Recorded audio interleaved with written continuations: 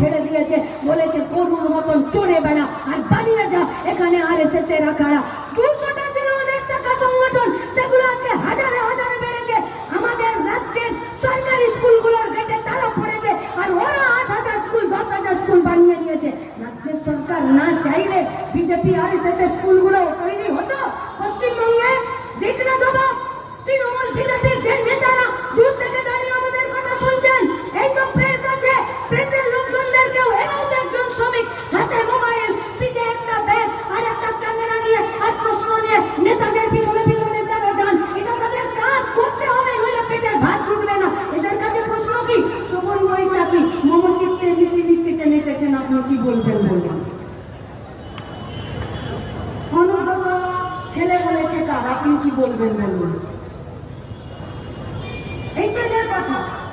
কুণাল ঘোষ এই বলেছেন, আপনি কি বলবেন বলুন? শুভেন্দু ওখানে নাচছে, আপনি কি বলবেন বলুন? সুকান্ত মজুমদার এই বোধহয় বর্ডারে